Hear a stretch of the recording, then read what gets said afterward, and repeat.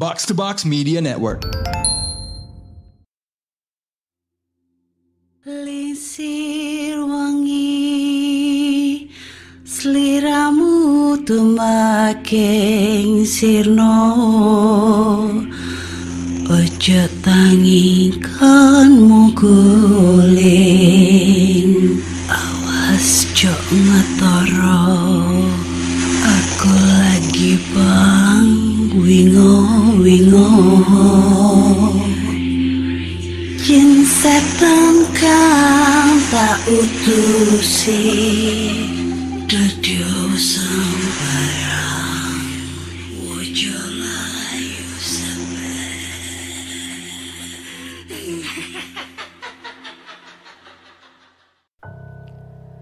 Hai Re, yuk apa kabar? Ketemu lagi dengan aku Zian di podcast kisah horor. Kita bertemu di episode 302 dan di episode kali ini aku membacakan cerita horor ataupun email berhantu yang sudah dikirimkan teman-teman melalui podcast kisah horor@gmail.com atau di Instagram podcast kisah horor serta Google Form yang linknya tersedia di bio Instagram podcast kisah horor. Udah berapa minggu aku nggak update. Banyak banget yang cari aku gara-gara si Rio anjing ditinggal nikah gua anjir. 4 tahun itu sia-sia banget, tapi gak apa-apa lah ya. Tapi aku terima kasih loh, udah banyak banget yang nge-DM mensupport aku. Walaupun banyak yang ngejek aku, gak apa-apa ya, gak apa-apa. Aku udah bisa move on kok guys, cuma agak speechless aja kemarin. Terus kendala juga, ini kan laptop aku gak tahu tiba-tiba speakernya ini kan suaranya hilang, bisa kedengeran itu pakai headset. Nah headset aku rusak, digigitin kucing. Ngumpulin duit dulu nih buat beli headset, walaupun cuma 25.000 perak, susah banget kan ya. Untung ada Saweria. Jadinya aku bisa beli headset lagi yang harga 25.000 perak lagi nih. Gitu guys. Maaf ya kalau jarang update. Ya insya Allah gue bakal konsisten gitu ya untuk menemani kalian semua di malam hari mendengarkan cerita-cerita horor yang sudah masuk di email. Dan langsung kita bacakan cerita horor yang sudah masuk nih ya. Dan cerita kali ini tuh datang dari siapa nih? Dari Maya. Judulnya adalah Penunggu Sumur. Assalamualaikum warahmatullahi wabarakatuh. Waalaikumsalam. Perkenalkan, nama aku Maya. Aku pengen bercerita tentang pengalaman saya nih, kisah nyata. Dan kalau gak salah kejadian ini tuh tahun 2011 saat saya masih hamil tua. Wah, hamil tua. Saya 2011 masih kuliah. Waktu itu mantan suami saya lagi kerja shift 2 dan pulangnya jam 11 malam. Saya tinggal di kontrakan petak 3 pintu. Kamar mandi di belakang kontrakan. Jadi 3 pintu ini kamar mandinya barengan. Tapi pas bagian belakang kontrakan udah di tembok tinggi. Dan pas belakang pintu kontrakan saya itu sumur sampingnya kamar mandi. Jadi posisi kontrakan yang saya tempati belakang persis kamar mandi, menyatu ke tembok dapur. Kemudian kalau mau keluar lewat belakang ya udah langsung ketemu sumur. Dan dari arah depan pas ngadep ke jalan itu kayak rumah tusuk sate gitu. Tapi ini versi jalan kecil muat 1 motor. Oke, lanjut. Mantan saya waktu itu shift 2. Jam udah nunjukin ke arah jam 9 malam. Saya sudah mengantuk. Gimana sih nih? Saya udah ngantuk. Kemudian saya sendirian nih di kontrakan. Tidurlah saya. Entah di jam berapa, antara mimpi tapi kayak nyata, tapi ya gitu kayak mimpi. Antara mimpi atau enggak. Modelnya kayak masih setengah sadar lah, rep-repan gitu. Tiba-tiba saat saya tidur, itu ada nenek-nenek nyelonong dari arah dapur mau keluar. Saya tanya dong, "Ih, siapa?" Di situ saya udah ketakutan. kok bisa ada nenek-nenek masuk ke kamar pakai kebaya hitam dan kain jarik, terus rambutnya dikonde. Si nenek ini senyum, nengok ke arah saya sambil bilang, "Numpang lewat ya." Saya ngeringkuk di tempat tidur. Saya tanya lagi, "Emangnya mau kemana? Nenek siapa? Kok lewat sini?" Si nenek jawab, "Nenek pengganggu sumur di belakang, mau numpang lewat aja." Setelah itu saya bangun dan ngerasa ketakutan. Gemeteran, lihat jam, udah waktunya mantan suami pulang. Dan bener aja, gak lama kedengeran suara motornya. Terus saya cerita ke dia karena saya takut banget, mana lagi hamil tua. Pikiran saya kok bisa-bisanya nunjukin ke saya kalau nenek-nenek itu penunggu sumur. Sekian dan terima kasih, mohon maaf bila ada salah-salah kata. Wah, singkat, jelas, dan tidak padat ceritanya. Oke, thank you Mbak Maya ceritanya tentang nenek penunggu sumur tua gitu ya. Ya itu bisa aja halusinasi ya, karena hamil tua kan. Hamil tua itu biasanya itu gue gak pernah hamil sih, cuma kalau cerita dari teman-teman gue yang pernah hamil itu kan, kalau udah hamil tua itu bawaannya capek, pokoknya cepet capek, terus uring-uringan sukanya, abis itu sensitif, abis itu suka ya pokoknya intinya itu bisa menurun kesehatannya kalau nggak dijaga staminanya, kayak gitulah intinya. Kalau hamil tua itu mesti efeknya kayak gitu. Nah itu bisa jadi efek dari hamil itu timbul suatu halusinasi gitu kan. Kita tahu ya, katanya kalau hamil tua itu banyak banget diincer sama makhluk-makhluk halus, terutama kuyang apa segala macam yang tujuannya untuk ilmu hitam kayak gitu-gitu. Nah itu bisa jadi itu emang lu lagi peka Mbak Mai, lagi peka terus diliatin si nenek penunggu sumur, bisa juga lagi halu gitu, mungkin karena kecapean, efek hamil tua apa segala macam, di rumah sendirian kayak gitu.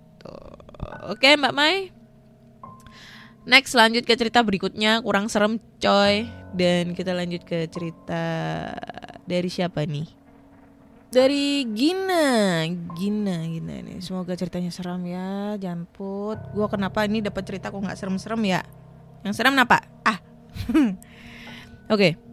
Selamat malam teman-teman, selamat malam Kak Ana. Kali ini aku mau cerita tentang kisah aku waktu ketitipan rumah tetangga di ujung gang rumahku. Dan waktu itu aku masih SMP. Jadi tetangga baruku nih bujangan, namanya Kak Ananda. Dia ini sering kerja di luar kota. Dia mempercayakan rumahnya ini ke keluargaku. Dan kami sudah dianggap keluarga oleh Kak Nanda. Karena mamaku perantara jual rumah tersebut waktu dibeli sama Kak Ananda. Pernah suatu waktu Kak Nanda ini keluar kota di hari Kamis. Aku sama mama memutuskan untuk menginap di rumahnya. Sementara papa dan adik-adikku itu tidur di rumah. Kami hanya berani tidur di kamar paling belakang. Kamar yang Kak Nanda sediakan khusus untukku dan atau adik-adikku kalau mau menginap. Meskipun kamar depan atau kamar tamu dibiarkan terbuka, tapi kami gak berani pakai. Karena di kamar belakang kasurnya single size, jadi aku putuskan tidur di sofa sambil nemenin mama sholat tahajud. Waktu sudah menunjukkan jam 11 malam. Setelah aku ngobrol-ngobrol dengan mama, rasa ngantuk sudah menyerang. Aku pun memilih untuk tidur, begitupun juga mama. Saat tidur sekitar jam 11:30, aku mendengar suara seperti ada yang mandi di kamar mandi. Kukira sudah pagi. Pas aku bangun, mama masih tidur di sofa juga. Akhirnya aku bangunin mama. Mah, bangun mah. Dengar suara enggak? Terus Sama-sama kita mengecek ke kamar mandi. Ternyata nihil, gak ada apa-apa dan gak ada siapapun. Namun benar, kamar mandi itu basah, kayak bekas orang lagi mandi. Entah apa yang Mama lihat, tapi beliau buru-buru ngajak aku keluar dari kamar mandi. Lalu Mama menyuruh aku tidur dan berpesan apapun yang terjadi jangan bangun. Cukup baca doa saja dalam hati. Mama masuk ke kamar depan, sholat tahajud di kamar itu. Pintu kamar dibuka, semua lampu dinyalakan. Aku tidur di sofa depan kamar tamu tersebut. Aku tarik selimut dan mulai menutup mataku sambil baca doa dalam hati.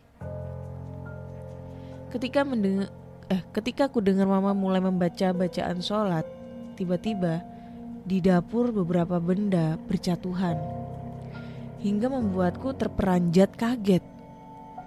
Masih ku dengar suara Mama yang terdengar berbisik. Keran air di kamar mandi kembali menyala. Aku masih berusaha memejamkan mataku. Angin dingin kurasakan berhembus meniup sekujur tubuhku. Akhirnya, ku dengar Mama mengucapkan salam, menandakan sholatnya telah berakhir. Beliau melanjutkan membaca Al-Quran. Di saat ini aku lalai, karena kupikir Mama sudah selesai. Aku memicingkan mataku untuk mengintip. Tiba-tiba lampu ruanganku mati, lalu disusul ruangan-ruangan lainnya. Anjir, serem nih. Kututup lagi mataku karena aku kaget. Lalu mulai terdengar saklar lampu yang dimainkan. Aku tak lagi mendengar suara Mama setelah sebelumnya ku dengar suara Mama mengaji yang tercekat-cekat seperti tercekik. Spontan aku buka mataku dan ku dapati semua lampu ruangan mati. Namun samar-samar bisa kulihat sesosok wanita tinggi, besar, berdiri di depan kamar tamu. Sosok itu terlihat merah di sekujur tubuhnya. Rambutnya pendek gimbal, tingginya melebihi pintu kamar. Jari-jari tangan panjang dan kuku runcing. Mata melotot tajam. Mulut lebar sampai ke telinga berlumuran darah, menyeringai, menyunggingkan senyum mengerikan ke arahku. Kupejamkan mataku sambil membaca ayat-ayat suci. Tak lama bisa kudengar lagi suara Mama yang kepayahan berusaha terus mengaji. Saklar lampu terus dipencet berkali-kali di semua ruangan. Barang-barang di dapur dan di kamar tamu mulai berjatuhan lagi.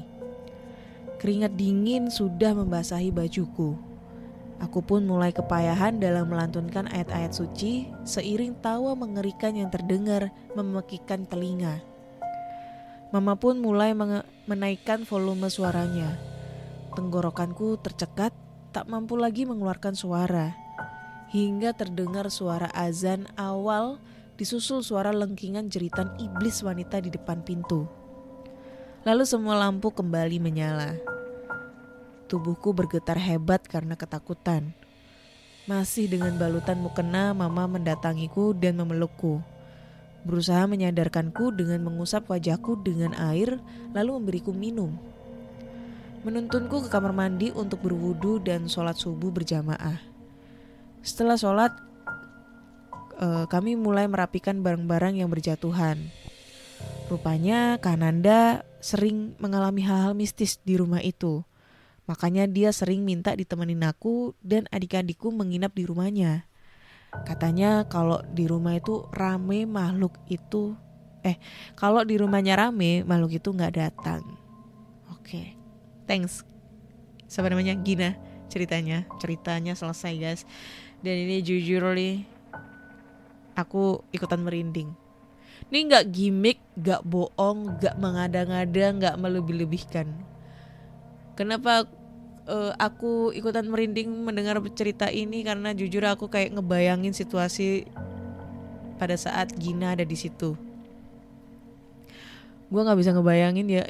Pokoknya kalau cerita tentang rumah itu kayak aku tuh, maksudnya cerita horor di rumah gitu ya, pasti ada kayak kesan merindingnya tersendiri. Karena posisinya kan aku ngebacain cerita ini di rumah gitu loh. Jangan sampai ini terjadi di rumah aku juga, kayak gitu kan. Walaupun sempat dulu sering diganggu-ganggu gitu kan. Anjir lah, serem anjir. Gua bisa ngebayangin sosoknya itu tinggi, terus warnanya merah semua, kayak buto merah ya. Bukan buto merah. Rambutnya gimbal sebahu. Nah, gimbal sebahu. Apakah dia polwan? Maksudnya kenapa harus sebahu gitu kan?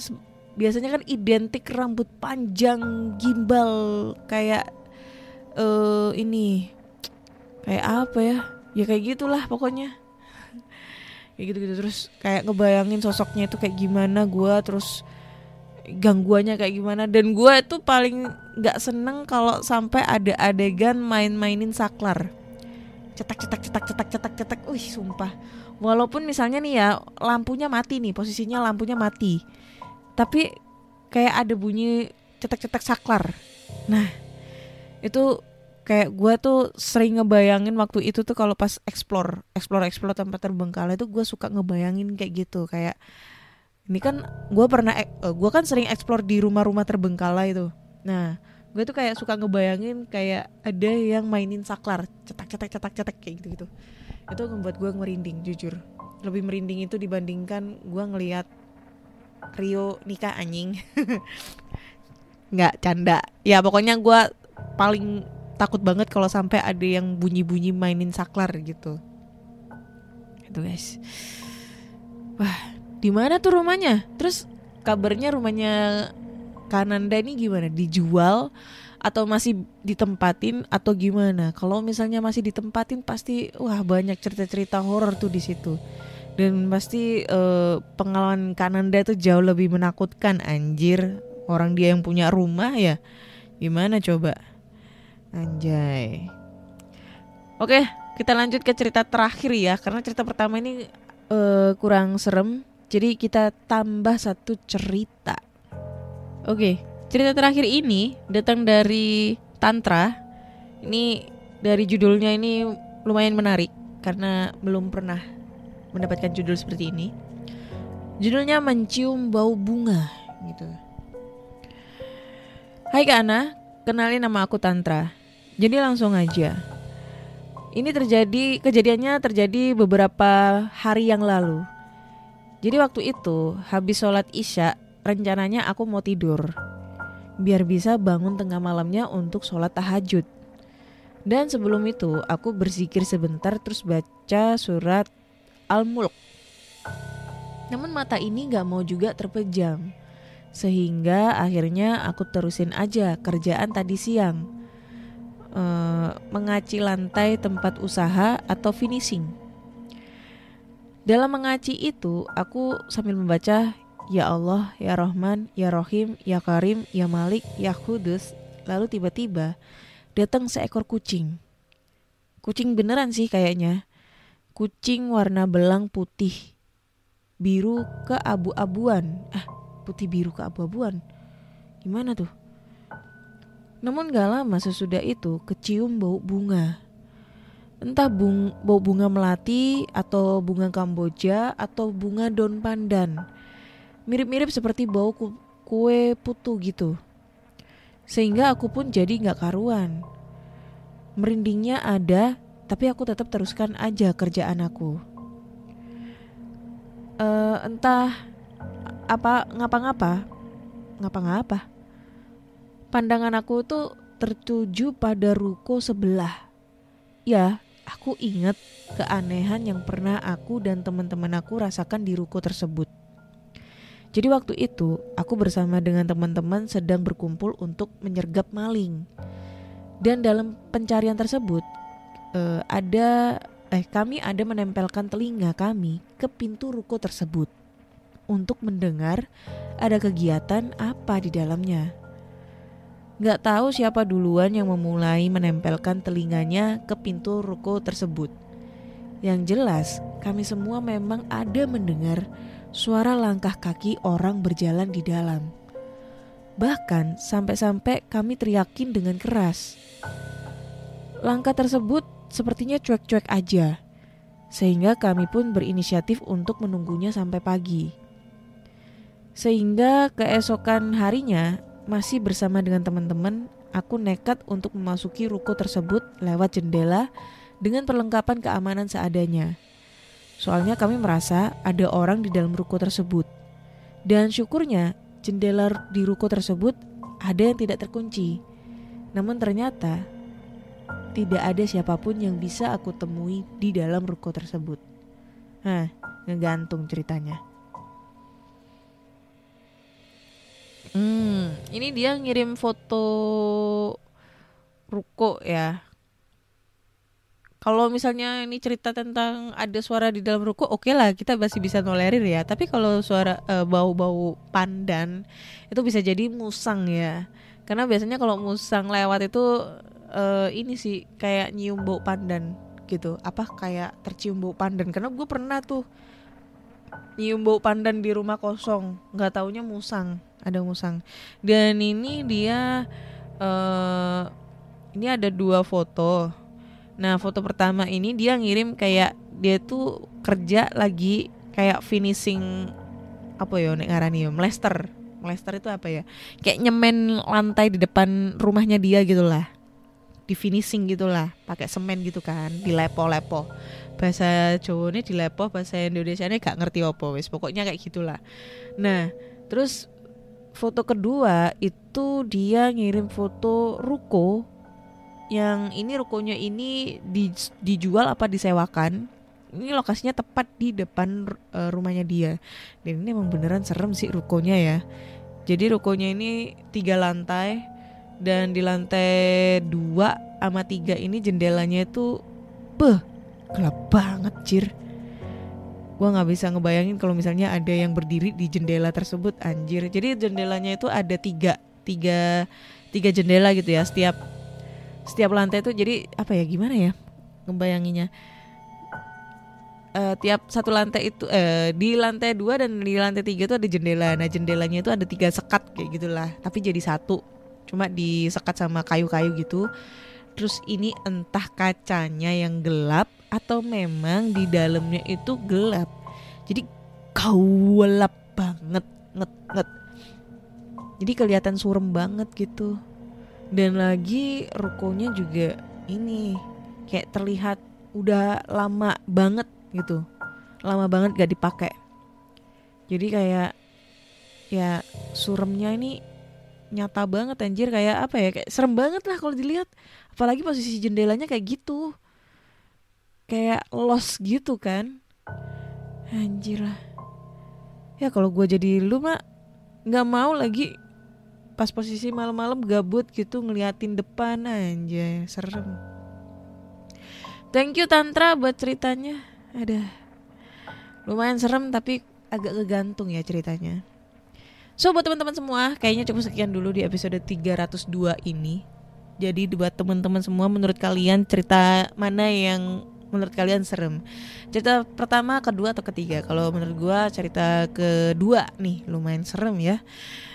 Anjay, kayak gue tuh kayak merasa kayak mendalami ceritanya dan merasa kalau gue tuh ada di cerita itu kayak gimana, dan kayak sumpah sosoknya kayak gimana pasti nyebelin banget dah, bikin gue nggak bisa tidur ibaratnya kayak gitu. Dan kemarin tanggal 7 ya kita ada malam 1 suro. Nah biasanya malam 1 suro pasti punya kejadian hal-hal mistis ya. Kalau gue sih nggak tahu karena tidur di rumah. Tapi buat teman-teman nih yang mungkin orang-orang kejawen atau mungkin yang punya tulang wangi, karena usut punya usut di malam 1 suro itu yang punya tulang wangi itu yang biasanya sering diganggu. Nah tulang wangi itu nggak tahu gimana, apakah tulangnya baunya wangi atau rasanya wangi, gue juga nggak tahu kayak gimana. Tapi katanya yang tulang wangi itu biasanya sering banget ditampakin. Nah buat teman-teman kalau punya pengalaman horor dan kamu tulang wangi atau iga renggang, bisa langsung kirim ceritanya ke podcastkisahhoror@gmail.com ya. Atau di Instagram Podcast Kisah Horor serta Google Form yang linknya tersedia di bio Instagram Podcast Kisah Horor. Jangan lupa dengerin Podcast Kisah Horor di Spotify, Noise, Apple Podcast, dan platform podcast kesayangan kalian. Dan mampir ke channel YouTube aku. Aku mau bikin konten tapi ini masih terkendala terus, anjir, handphone gua rusak. Jadi gua lagi nunggu nabung buat beli handphone baru gitu supaya gua bisa ngevlog. Udah kemarin tuh udah matang banget ke nginep di Hotel Niagara sampai udah WA adminnya di sana, tapi kendala buat kontennya ini ada ya. Ya kali aja nih ada yang mau nyawer-nyawer buat benerin handphone. Ngemis anjay. Ya, pokoknya kalau kalian pengen nyawer-nyawer bisa langsung ke Saweria ya. Yang linknya ada di bio Instagram Podcast Kisah Horor. Jadi saya Ana undur diri dan terima kasih sudah mendengarkan Podcast Kisah Horor. Bye bye.